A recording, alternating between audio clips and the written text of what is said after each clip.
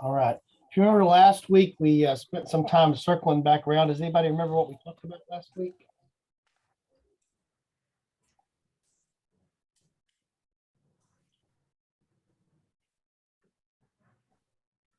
Trying to find my unmute button. We talked about, the the Vatican I, and the stuff that happened in 1854, their declaration there. We just basically recapped a lot of what the Catholic Church. What had been going on in Catholicism while we've been off Protestantizing, right? Yeah. Yeah. So we're going to continue that theme today, but a little bit more focused. But before we get down into today, I know we sort of left. We were talking about primarily, we had gotten onto the topic of some of the things that came out of Vatican I and post-Vatican I. But one of the things that came out post-Vatican I, it was all part basically the same conference, the same movement, was we drifted. The two things we focused on was, again, coming back to the idea that was reasserted in Vatican I, which was that of papal infallibility and what that means, and the role of the Pope in speaking ex cathedra on behalf of questions of theology and doctrine. Then the other thing that we moved over into was talking about the Immaculate Conception. And so we spent some time talking about Catholic beliefs around Mary. And if you remember correctly, the Immaculate Conception does not refer to the virgin birth, which is what I thought for a good majority of my life up until I was an adult, but actually refers to what?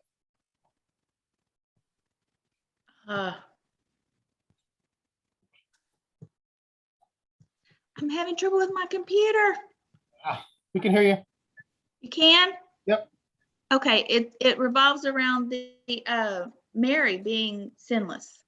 Right, Mary being given special dispensation or special grace to be conceived sinless.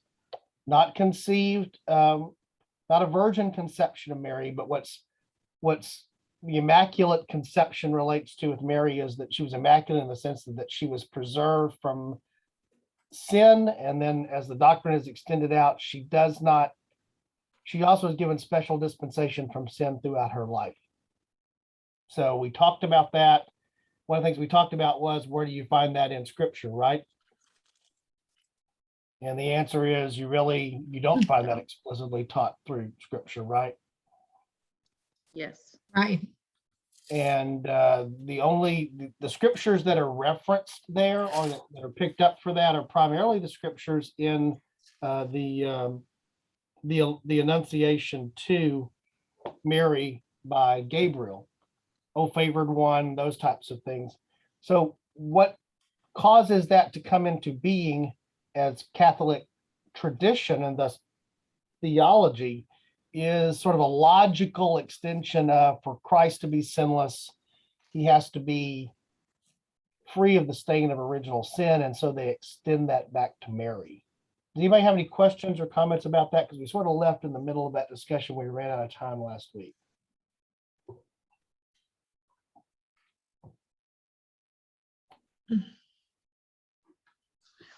Well, I guess my deal is, where's the logic there? If Mary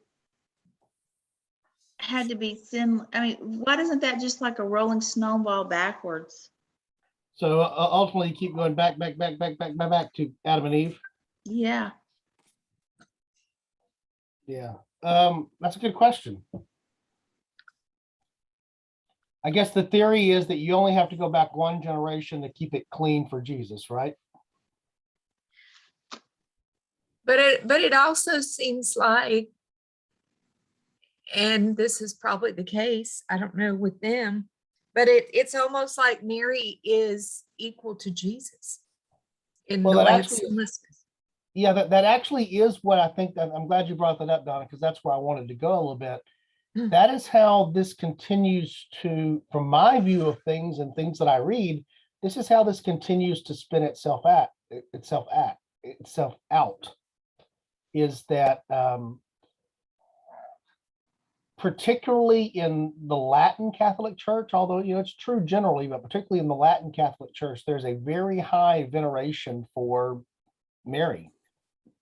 And eventually in Vatican II, there's the term that gets introduced there is co-mediatrix. You know, prayers are often said through whom by Catholics? Through Mary. Mary. Mary. And so it's this idea that Mary's unique position relative to Christ gives her special access to Christ, therefore to God. And to Donna's point, I think this moves, as you continue to go down that slippery slope, she starts becoming a secondary Christ figure. And many of the things that we assign that should only be assigned to Christ become assigned to her.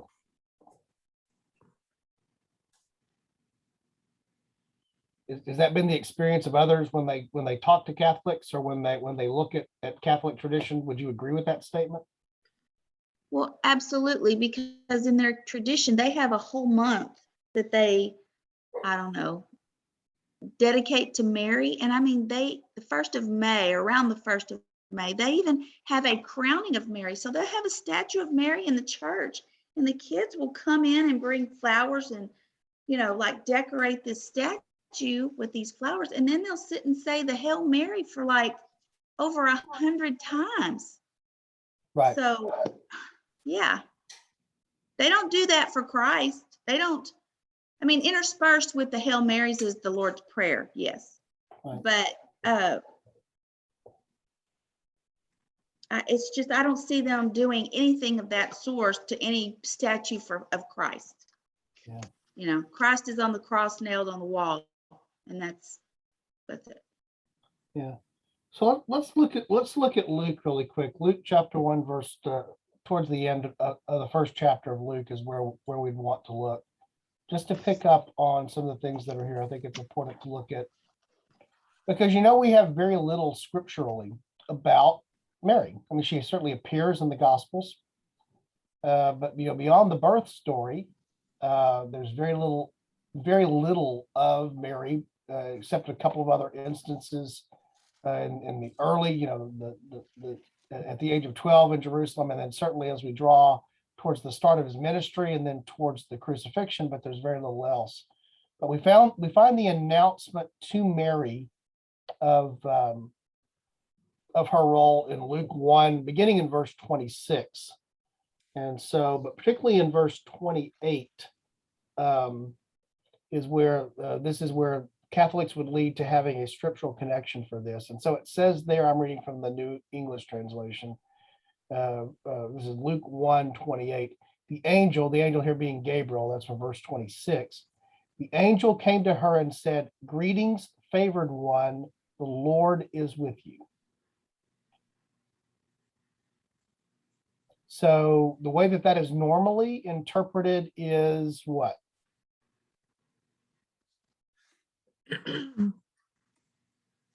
You are blessed among women.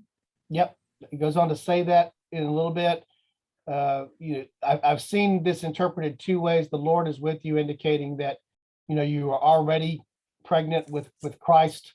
The Lord is with you literally, or meaning that the Lord is with you in the bigger sense. It says in verse 29, but she was greatly troubled by his words and began to wonder about the meaning of this greeting. So the angel said to her, "Do not be afraid, Mary, for you have found favor with God. Listen, you will become pregnant and give birth to a son. You will name him Jesus. He will be great and will be called the Son of the Most High, and the Lord God will give him the throne of his father David. He will reign over the house of Jacob forever, and his kingdom will never end."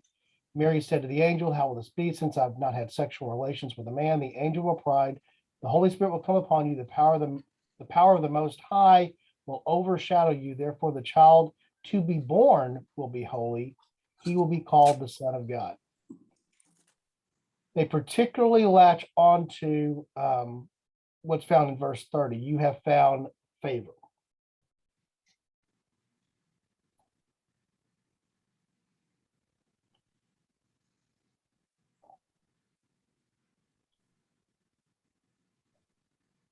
Questions about that? This is basically what the Hail Mary says, the prayer they pray.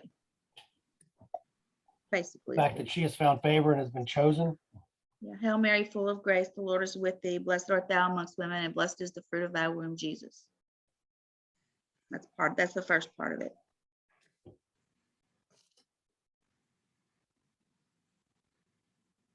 Right. But then it goes on to say, pray for us sinners. So they, in the rest of that, it asks her to pray for them. Like you were saying a while ago, she's an intercessory. Well, the term that actually comes into being is, I think this is actually from Vatican II. I think it's actually here. I've got my copy of the Catechism of the Catholic Church. I think the term that's actually used is co-mediatrix, meaning what? Together with, Mhm. and mediatrix meaning mediator, meaning that she is along with Christ, she serves in the role of being a mediator. Mediator between whom? Us and God. Us and God. Yeah, I'm actually going to read here. Actually, this is from the Second Vatican Council, which was in the 60s.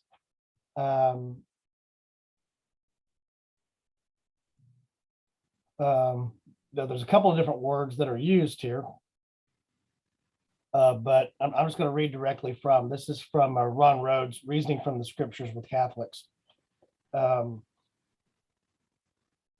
Moreover, Mary is often portrayed as offering her son to the Father on Golgotha. Hence, it is argued Mary played a pivotal role in the redemption of humankind. She is thus referred to as co-redemptor. And then I'm quoting here, let me find the reference on this. Since it's footnoted. This is being quoted from 19. This is being, I will, part one and part two. Part 1, 19. This is actually being quoted from the Pocket Catholic Dictionary, what I'm about to quote here.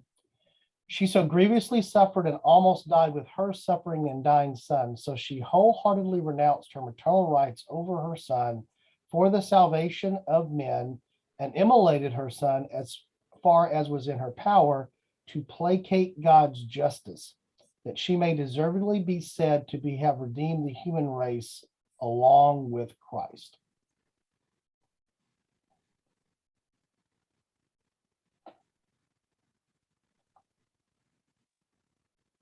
Later in also, this is now again, this is noted here, which makes it a little, footnotes are better because you can look at the bottom of the page.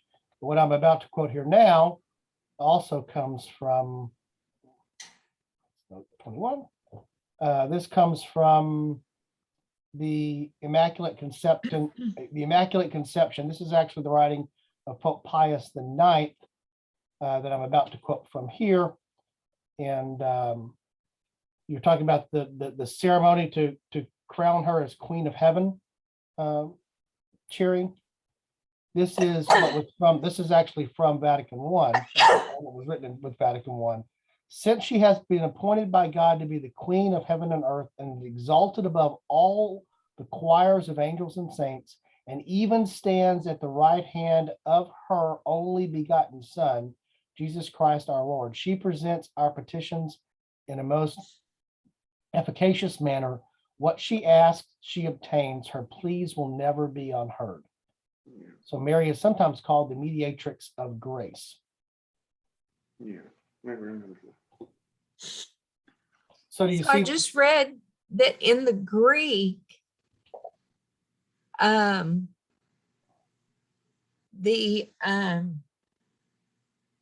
heck, find it now. It says, the phrase highly favored comes from a single Greek word, which essentially means much grace. Uh-huh. And then it talks about how, she needed God's grace for what? But only sinners need God's grace, right? That seems to be a little bit of a contradiction you've picked up on there, Donna. Because if you follow the line of the concept of immaculate conception, when is Mary made free from the stain of original sin? Hint, hint, it's in the term. At conception, right? Right. Or at least that's what they think. Right. And so definitely by the time we have the scene here in Luke's gospel where the Annunciation is happening, she is beyond that. So to your point, I guess the argument probably would be made there. Well, it's a continual, perpetual grace that's being given to her. So she had grace to be immaculately conceived, and she continues to receive grace. But it's a different form of grace than what we're suggesting comes to us, I think, if you follow that logical extension out. Right. And then when she later says, my spirit rejoices in God, my Savior. Well, if she's co-savior, how would she need a savior? Again, you raise a valid point. The logic, starts getting very circular at some point. Yeah. And it also becomes very confusing because even in what I just read here, her in that role of, co-redemptor, or in the role of being co-mediatrix. In the co-mediatrix role, Jesus is at God's right hand and she's at Christ's right hand. So it's just like this, who's at her right hand? How far down would that extend if you kept going with that? Right. And then the other thing is actually the term found favor, which is there that's normally translated in verse 30. That is actually, I'm looking here at the translation notes from in the Net Bible. That's actually a Semitism. It's a euphemism or a common phrase. This is not the first time that we found someone in Scripture who has found favor, right? Who else Right. found favor? David did. David did. Noah did. Mhm. Noah found grace, found favor in the eyes of the Lord. So if you're resting upon that as your interpretation of Scripture, what does that say then about Noah? Was that a different finding favor? Was it the same Greek word for Well, Noah? in as that it case, was for in him? this case, the New Testament written in Greek, the reference there in the Old Testament being written obviously in Hebrew. So you've got the issue there about how that's translated across the languages. Okay. But the references here again from the Net Bible translation refers to Genesis 6:8, that's the direct reference to Noah in 6. That's disconcerting. In 6:8. In 18:3 of Genesis and 43:14 of Genesis, and then 2 Samuel 15:25, you find this similar or same expression. So, and again, the 43:14 is referencing Joseph during the period of time that he's gone down to Egypt. So the references there in the Old Testament are those that were specifically called out by God for a purpose. But now the way that this has been interpreted in Catholic theology is Mary is not just called out for a purpose by God, but it's something beyond that. So there's a lack of consistency there. And don't they also believe that she was a virgin forever? Like Yes, she never had other children? Correct. The perpetual virginity. There are some who believe that she was assumed, which also means that she was essentially like the Taken up into heaven. taken up Her- into heaven. That's correct. Her Assumption Day is August 5th, or celebrated on August 15th. Wow. So Well, and then, just along this thinking, Jesus himself basically kind of refutes what they uphold Mary to be in Luke 11:27 and 28, when he was speaking and a woman came up and said, blessed is the womb that bore you and the breast which you nursed. And he basically says, on the contrary, blessed are those who hear the word of God and observe it.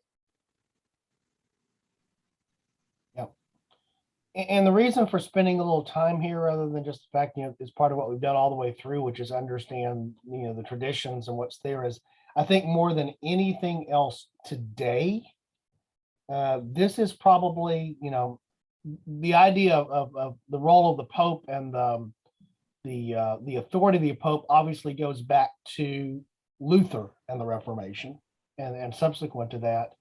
So that continues down as being a dividing, and then became part of the English Reformation with Henry, putting himself in the place of the Pope in the English church. But I think the two things that are the most divisive between Catholicism and Protestantism today are clearly the role and authority of the Pope being one of them.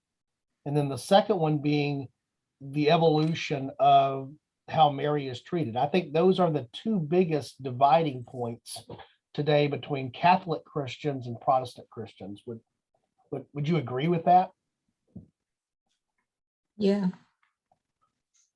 So given that, that's an area that we need to understand better to be able to to talk to and interact with with Catholics. And I think it is one of the major dividing points. Having said that, I do believe there are, I genuinely believe this, I certainly believe this, there are Catholics who are true Christians. They believe, and we will see them in heaven. I'm not of the position that the Catholic Church has become so apostate that that's not the case. But I do think that this is an important theological distinction, because, when Jesus says, I am the way, I am the truth, I am the life, no one comes to the Father except by me. I don't see in my Bible a little footnote there that says, or mom. Right. That has grown to be, as and Sherry has seen this firsthand, far more than I have.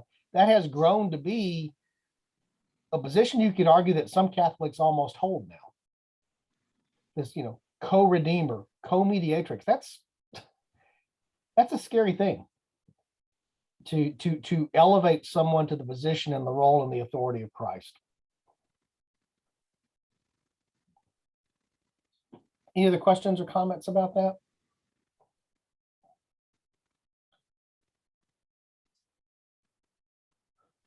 The video we're going to watch today is also Ryan Reeves. This is now talking about the Catholics in America, because for most of what we talked about there, particularly first and second Great Awakenings, the American Revolution, there is a very heavy Protestant presence in the early United States, and that carries forward. So one of the questions is, where do the Catholics that we have in the U.S. today, where do they come from? How do they get here, and what is their role? And I think he does a really good job in this particular video of sort of giving the overview of really several waves of immigration and other things that actually are what led to the prominence of Catholics in America. So we'll pick this up and stop it a couple of times as we go through. So if you guys will let me know when you have the audio, that would also be helpful. I can hear it.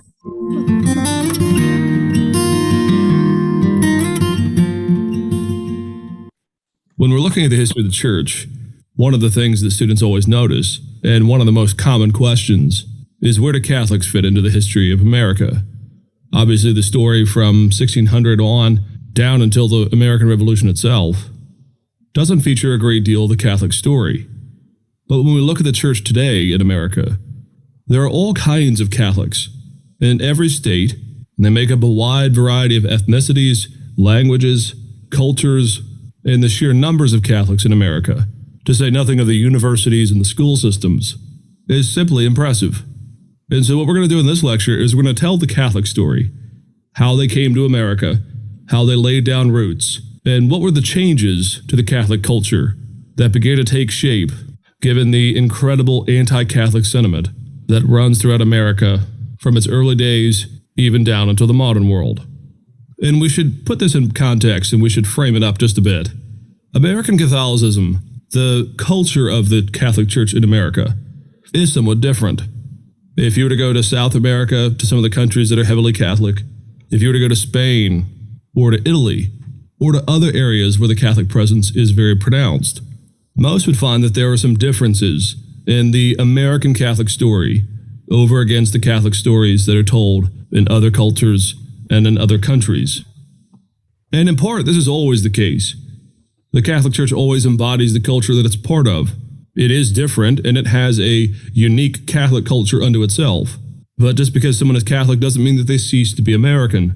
And so some of the American instincts, some of the felt needs of those raised in American culture are always going to be met and addressed by the Catholic Church. And sometimes the grammar or the discussions that are a part of the Catholic Church in one country might be somewhat different than the cultures or the expressions in another country. So it's always the case that a different culture, a different community will shape the vocabulary or the discussions of the Catholic Church. One of the more interesting things that is unique, though, to American Catholicism is that it is one of the countries where anti-Catholic sentiment runs quite deep. And given the way that Catholicism generally came to America through immigration of all different varieties, and given the American hostility to immigration over the centuries, American Catholics have always worked extra hard to describe and to carve out their place in the context of the American culture. Just want to stop and hit that. Did you see the connection that he made there? Well, first of all, would you agree with his statement that there is at least a subset or a section of the American populace that is anti-Catholic, or historically was anti-Catholic? Maybe not today, but was historically anti-Catholic.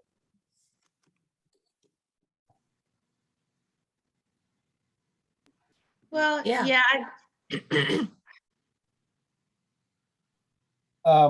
It manifested itself particularly in the 19th century, and it manifested itself politically in the 19th century.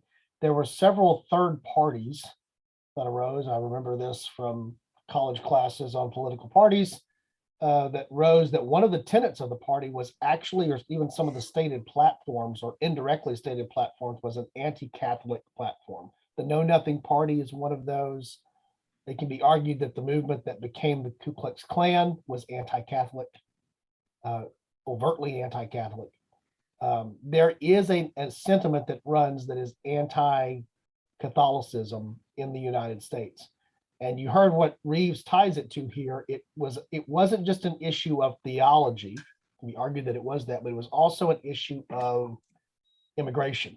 And so it was also an issue of economics that led to this.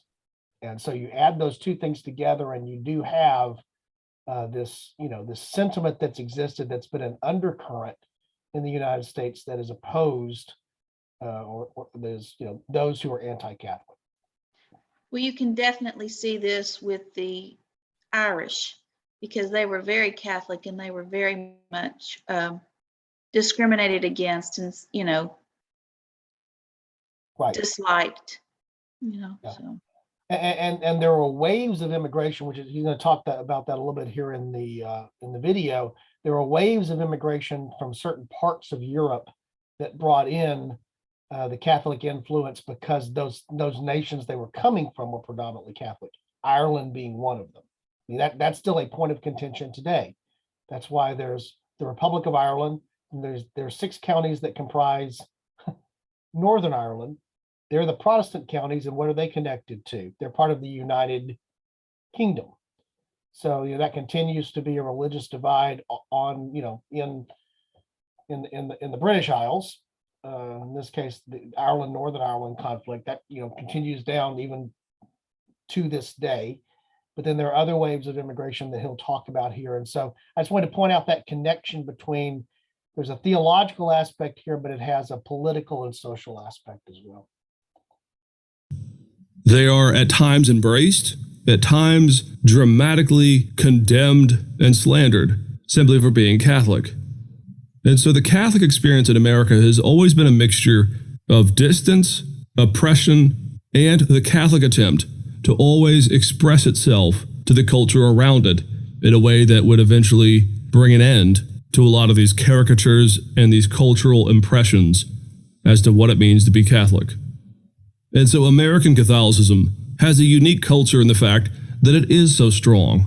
It has deep roots. It has a great deal of money and power and education and influence. And yet always, as we'll say in this lecture, from the very beginning, it has always been the marginalized, the excluded, and the persecuted church here in the context of America. And we can take a long sweep of the history here. In the pre-revolutionary era, from, say, the colonial days in the 1600s down until 1776, there was not a great deal of Catholic presence in the country. We mentioned in a previous lecture, of course, that the state of Maryland was carved out in part to be a place for recusant Catholics to come from the English context over to the New World. And by and large, Maryland has always had this self-identity. It's always been a place that has been hospitable for Catholics. However, even in Maryland, prior to the American Revolution, there was in 1692 an overthrowing of the overt Catholic government and the imposition of a Protestant government, or at least a government run by Protestants, as well as the imposition of the official state church of England as the official church of Maryland. Now, we mentioned in our lecture on the early colonial days, on the Pilgrim days, that the collaboration between Catholics and Protestants in Maryland didn't evaporate. It continued on thereafter. But by and large, prior to the American Revolution, Catholic presence in America was very, very slim, very, very small. There was not a great deal of power or influence. Many areas have simply outlawed Catholic expression or the immigration of Catholics to their areas. So, for example, in Virginia and in New England, there was simply no recourse, both legally and culturally, for Catholics to land there and to plant, at least not in the pre-revolutionary era. There are some, obviously, Catholic laymen or businessmen will land, and there will always be some presence of the Catholic Church even in the colonial days. But it pales in comparison to where the Catholic Church will be in the 19th and 20th centuries. They are simply excluded and marginalized because the American context in the American colonies are founded originally by a lot of transplant Protestants, predominantly from England. The streak of anti-Catholic sentiment that went back to the Reformation itself was always present in the colonies. Now, because the colonies didn't have a great deal of Catholic presence, the fear of Catholicism was always more on the fringe. So we mentioned in the run-up to the Revolutionary War, there was something called the Quebec Act, which was a place in Canada, the Quebec area today, that was a place that was carved out by the British government for Catholics to settle, and the oath taken by its citizens for those who immigrated to Quebec finally removed the component of the Protestant oath that required citizens that immigrated there to not be Catholic. And of course, that stoked up some fear in the colonies, but there wasn't a real present fear right next to them. There was not a massive influx of immigrants to the colonies in this day and age. In fact, when we look at America from the founding of the Pilgrims until the American Revolution, Catholic presence in America is very, very small. Now, there are great exceptions. For example, of the men who signed the Declaration of Independence, there was actually one Catholic, a man by the name of Charles Carroll, very influential man who had been involved in politics from the very beginning, and he signs the Declaration of Independence. Carroll's brother, in fact, John Carroll, becomes the first Catholic bishop over the American colonies and what will become the country or the Republic of America after the war. So when you look at the colonial time, then right up to the Revolution, you're not going to find a great deal of discussion about Catholicism in general.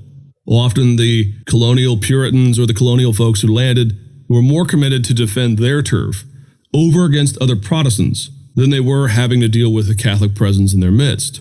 However, after the American Revolution, there are 4 waves of Catholic immigration or expansion in America that dramatically change and increase the Catholic presence within the early days of the founding of America.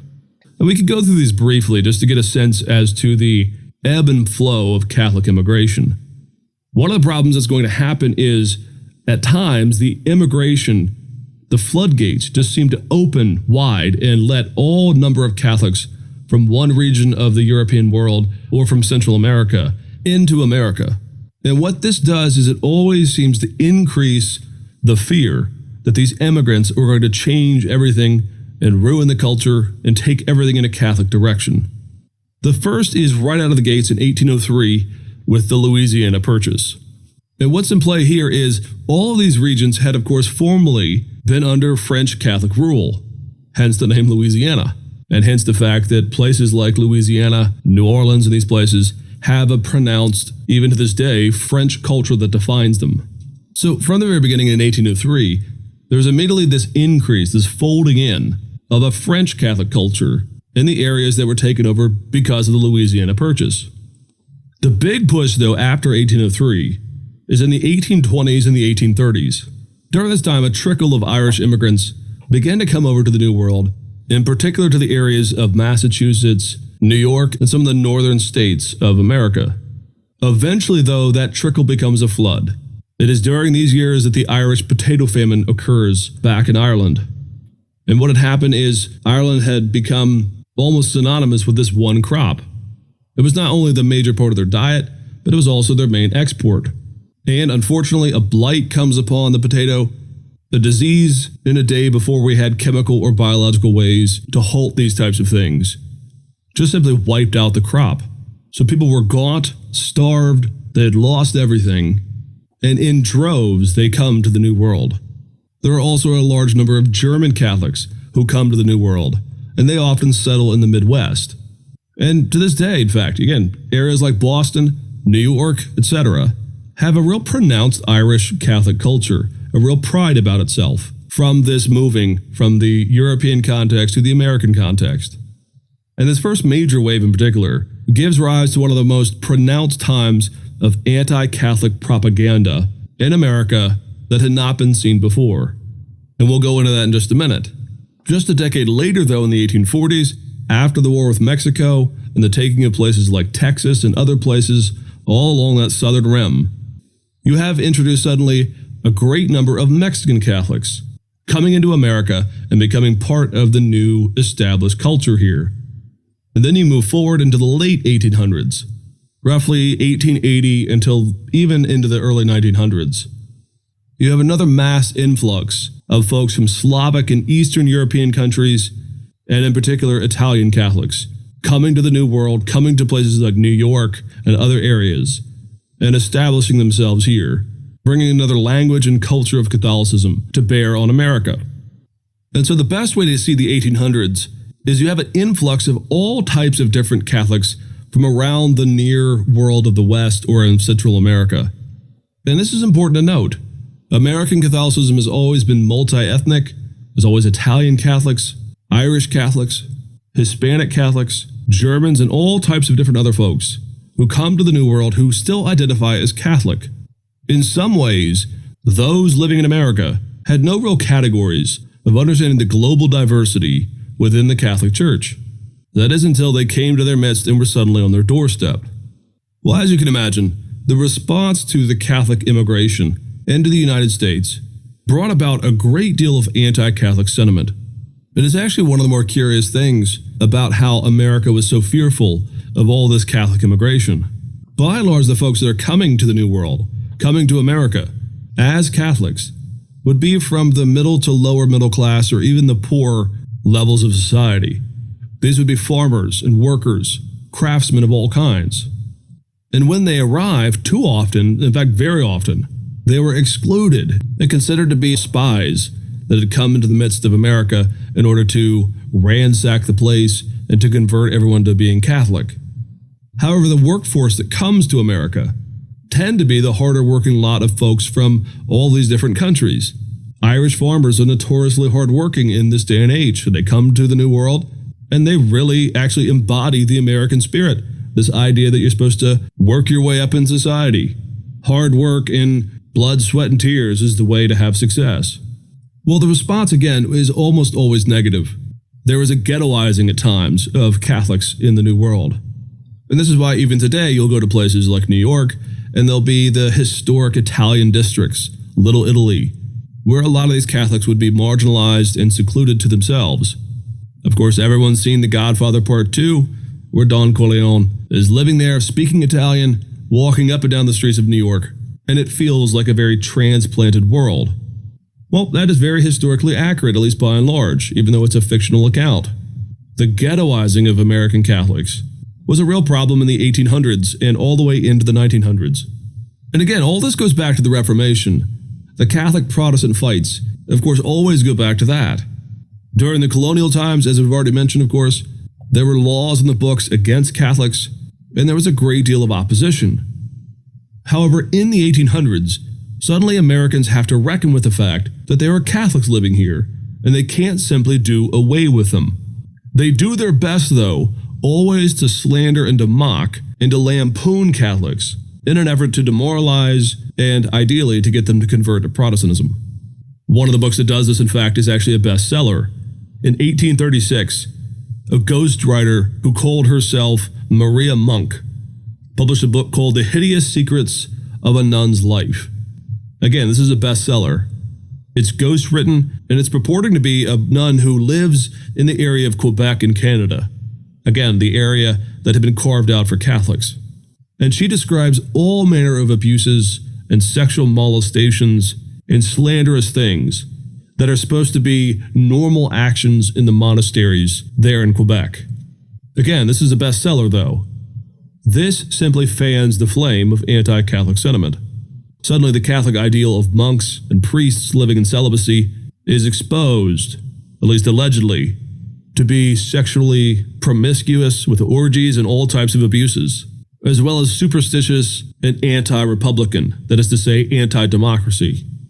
Now, the Catholic Church in Quebec goes up in arms when this book comes out, and they do a very thorough study of it.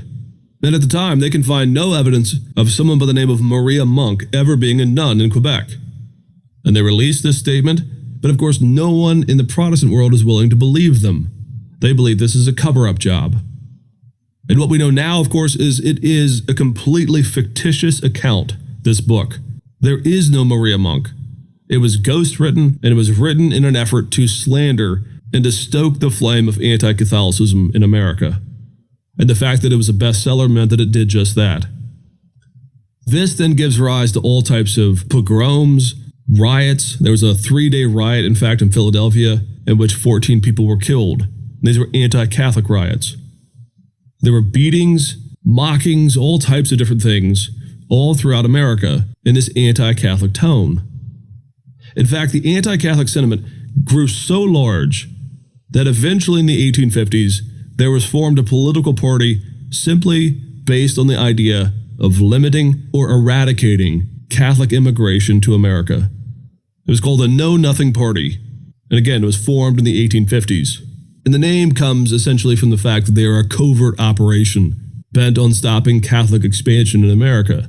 And it was said to be the case that if someone asked you the question about your membership, the response, the password, was to say that you know nothing, which again hints at some of the actions that they're planning to stop the spread of Catholicism.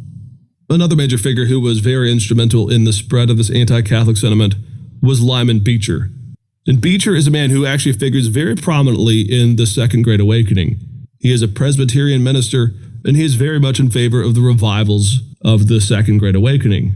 Beecher, of course, is very well known by name because he is the man who unfortunately turned America down this temperance movement, which would eventually lead to the outlawing of alcohol entirely, which of course did nothing to stop the sale of alcohol, and the Prohibition era only gave rise to gangs, bootleg liquor, and speakeasies. Well, one of the things that's often overlooked is that Beecher's arguments repeatedly cast drunkenness as a Catholic problem. All these folks coming over from places like Ireland are just drunken fools, he would say. And so he began to tout this idea that sobriety entirely is the Protestant virtue. It is these Catholics who come along who always want to drink. And so in 1835, Beecher published his Plea for the West, an important book in which he argues that if America is going to have any stability whatsoever, it must remain self-consciously Protestant. It must not allow these Catholics to have any voice or any place in the new American government. And if they do, he said, then it'll be the worse for the country because we will all become drunken louts, just like these Catholics. It's a very effective propaganda piece, playing on the hopes of the new country just about a generation or two into its government, and putting all the societal ills onto these Catholics who had come into the country. And what we've listed is really only the tip of the iceberg in terms of anti-Catholic sentiment. There are repeatedly, in things like newspapers and things, all types of mockery and cartoons, in a variety of different ways that people tried to marginalize Catholic influence. So what is the response? Well, it is, again, pretty unique. Catholicism in America basically takes a couple of different angles in an effort to make sure that people, first of all, understand them, and second of all, respect them. The first issue, and it's a very, very important one, is Catholics, particularly in the 1800s. So let's stop there. Anybody have any comments or questions about that overview from the early part of the 19th century? Do you think that's why Baptists are so? Do you think that's why Baptists are so anti-drinking alcohol, maybe? I think that's part of it. It certainly flows into that if you look at the timing there at the 1830s. into the expansion of, Baptist as a denomination. Also the element of, the South in general,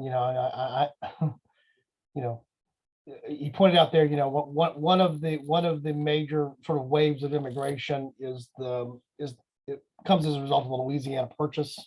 So, the Acadians, which become Cajuns. So there's interaction between Catholics in the South that are the transplants that have come down into Louisiana and the rest of the South in such a way that I think, again, there's tension that's around that. I mean, the thing that he points to time and time again through there is the tension that exists because of those immigrants are coming in, taking our jobs, taking our positions. Oh, and by the way, they're Catholic, right? So those two things get wrapped up together. The sad part in my head is I don't see much difference between rhetoric then and rhetoric now in terms of, how that gets played out. Maria Monk would have been a Facebook meme if it had happened today, in my opinion. It just happened in Well, I mean, a different way was then. there was even the anti-Catholic feeling during the Kennedy campaign when he was running for president. I mean, Right, it was even right. That a Catholic could not be president because he would be taking orders from whom? the Pope. Right.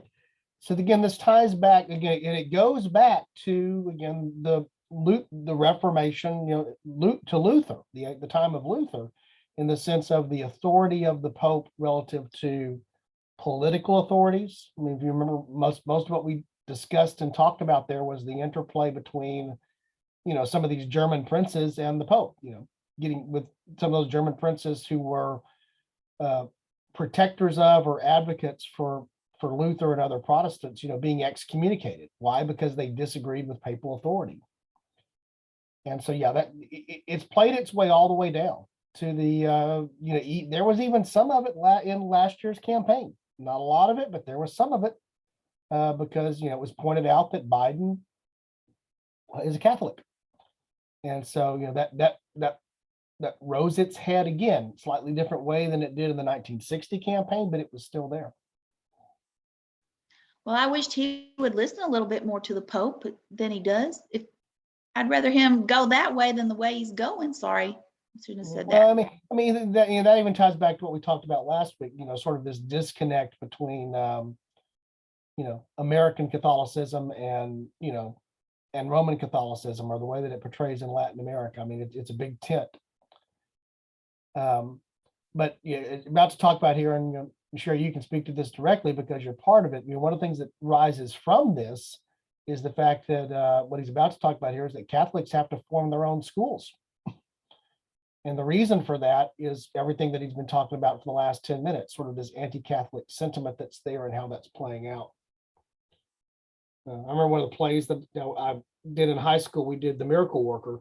I played the older brother of, can't think of her name now. The person that it's about, the Ann Keller. I played the older brother. And there was a line in there that I didn't really understand at the time. I was a sophomore in high school, but there's a line in there when he's talking about somebody, the character that I played, the older brother, and the line was that he's probably a papist. And I really didn't know what that meant. And so I had to be told sort of that what that was, which was, that was, again, someone in the South saying that person is probably, someone who listens to the Pope instead of listening to who they should be listening to. Focus on the problem of education. Catholics were just simply not very welcomed in the public school system. They could be tolerated so long as those who were Catholics in their midst towed the line, and you might say acted like Protestants on the outside and kept their Catholic faith to themselves and only to Sundays. In the university setting, it was very much the same. And so frankly, one of the more ironic gifts that this marginalization gives to the Catholic world in America is that eventually Catholics get very, very supportive, both in terms of time and energy and money, in developing a serious educational infrastructure for their people. In places like New York and in Boston and other places, there arose all types of Catholic parochial schools. So much so that for many people, whether you're Catholic or not, whether you were raised Catholic, whatever it might be, we're all aware of the Catholic school. Maybe run by nuns, maybe run by priests, whatever it might be. But we're all aware in the American context, by and large, of the parochial Catholic school. Why is this? Well, the answer is it was formed in part because of the marginalization of Catholics in the public school system. Basically, if you're going to force them to act Protestant in their midst, well, Catholics obviously are going to want to educate their people in their own way. And this translates, of course, eventually into the foundation of a large number of Catholic universities in America. And I always point out to students, why are so many Catholic universities founded in the 1800s? And why do they always seem to be on the East Coast or in the Midwest? Well, it's obvious. These are the immigration touch points. These are where all the immigrants come over. And these are the places where they might be excluded or marginalized. In a way, though, what Catholics try to do in their educational systems, at least in their origins, is they want to be as healthy with as much academic integrity as they possibly can. You see, because Protestants in America have always had a pretty significant love of education. They've always had a respect for it. A lot of the great Ivy League universities, of course, were often started by Protestants, and they developed into what are now world-class universities. Well, Catholics do the same thing. In fact, if you were to look at most Catholic universities that go back to the 1800s, even if it's no longer the self-identity of that university today, very often it has roots in this oppression or suppression of Catholicism in America. And if you're going to be marginalized, well, it might be the case that you just want to beat the Protestants at their own game. If they like education, well, Catholic universities will do their best to stand toe-to-toe with them. There have always been attempts at the parochial level, at the grade school and high school level, to end parochial education either through government action or through marginalization. In fact, from about 1870 up until the 1920s or 30s, and even beyond, but particularly in those years, you see increasingly this call for government action or laws to be put on the books that restrict fully funding to any religious institution or educational system. Now, in the modern world, we always take that as the application of separation of church and state. In actuality, that's really not what's going on. If you go to the public school systems, say in 1880, you're going to actually have a great deal of Christian talk. There's still prayer in schools. There's all kinds of things. The reality, though, is in the public system, it's Protestant theology that's being touted. The move in the late 1800s and early 1900s to end religious funding for parochial schools is just another arm of this anti-Catholic sentiment. It's trying to stop Catholic schools from existing side by side and is trying to force very often Catholics to attend public schools. By and large, many of these fail, but the sentiment is always there. The Catholic educational system in America is so strong, often because of its marginalization from the normal structures of society. The other thing, and this is very important for Catholic culture, there was always in America a need to express Catholic culture to a world that is always implicitly, sometimes explicitly hostile. So when you get into the 1900s, there's not always an overt hostility to Catholicism in America. But that doesn't mean that anti-Catholicism doesn't exist. Just take, for example, the case of John F. Kennedy. When he announced his candidacy for the presidency, and when he secured the Democratic nomination, the papers and the pundits and the commentators went nuts with this idea that a Catholic could not be president of the United States. How telling. Here we are in the 1960s, in the enlightened age of the 20th century, still having the same fight. Catholics can't be leaders, they can't be rulers, and they certainly can't be president. Now, John F. Kennedy eventually made a statement about this, and he eventually put that issue to rest, and of course he was elected president. But it's simply the fact that he had to address it in the mid-20th century that is telling that the long legacy in America of the tense relationship between Catholicism and American culture at large has always been lurking below the surface, and at times it pops its head up. And so what has happened to American Catholicism is that very often it has to find ways to express itself to a very complex culture of an American world where we separate church and state, and we believe that everyone should have a seat at the table in the public square. But yet, when push comes to shove, there's not always a belief that Catholics should be at that table. And more importantly, given the strong roots and the strong influence and the power and the numbers of Catholics in America, which is only increasing with the influx of Latin American immigration to America in the latter half of the 20th century and into the 21st century. The irony is always that Catholicism in America is so powerful and so influential, and yet it still has this marginalized, separated, challenged culture, by and large, against its teachings. And so what the context of America brings is, again, a different interaction that has given rise to a different American Catholic experience than what a Catholic person might experience in any other country in the world.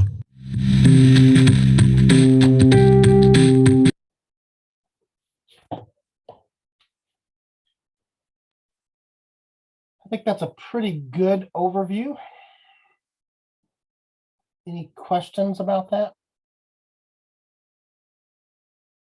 Well, I can say in our school that I mean, it may be a slight majority, but not all of our students are Catholic.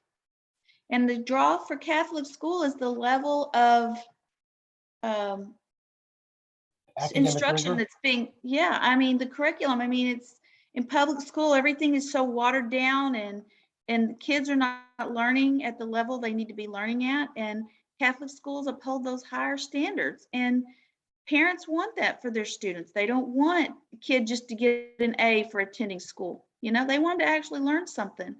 Now, Right. the other side of that is in Catholic school, they are required to take a religion class. I mean, religion is taught every day. And so the Catholic religion is taught even to these non-Catholic students every day.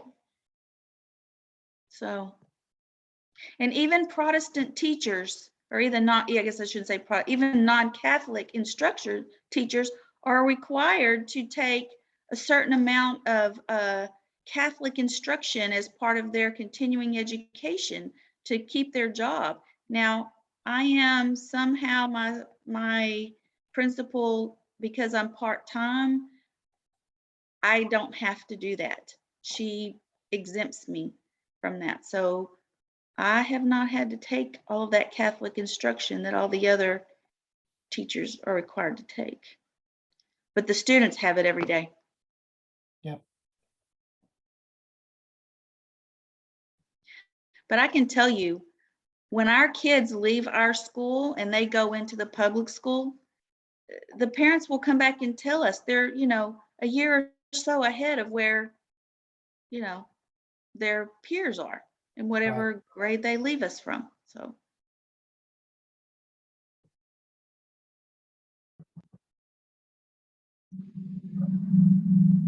And then, of course, the last thing that he referenced there was how this is playing out, you know, sort of in our current context with the rise of immigration primarily coming from Central and South America as well. So again, there's these different, and the different, you know, these are more likely adherents to Catholic theology than not. They're more likely to be Catholics, but it's, you know, there are slightly different flavors of Catholicism, you know, between what I would call Latin Catholicism and Irish Catholicism, for example. And so I still think that there are those today that feel threatened by the very things that went on in the 19th century as well.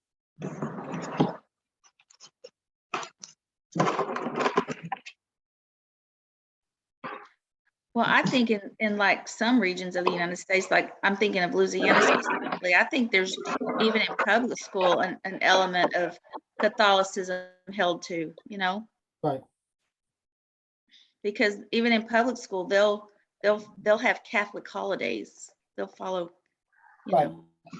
And to Reeves's point in the video, the majority, a large majority of public schools, particularly in the South, could be equally argued to be, or at least they were, Protestant in their orientation. I mean, up through the year I graduated, which was '86, we had a daily, you know, the pledge was done over the loudspeaker, and we had a daily scripture reading and a prayer. I don't ever recall that being delivered by any of my Catholic classmates, because it was Youth for Christ that was responsible for providing that. Well, see, and then that's another argument for Protestant, people who want their children taught in a more Christian manner, for them to attend Catholic school, because, not every prayer that's said is to Mary, you know what I'm saying? I mean, they still pray daily, and they pray before lunch, they pray after lunch, so parents, even Protestant parents, want their children, in a more Christian setting.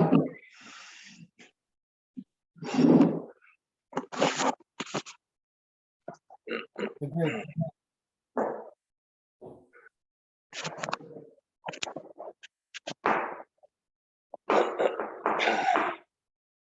Any other comments or questions?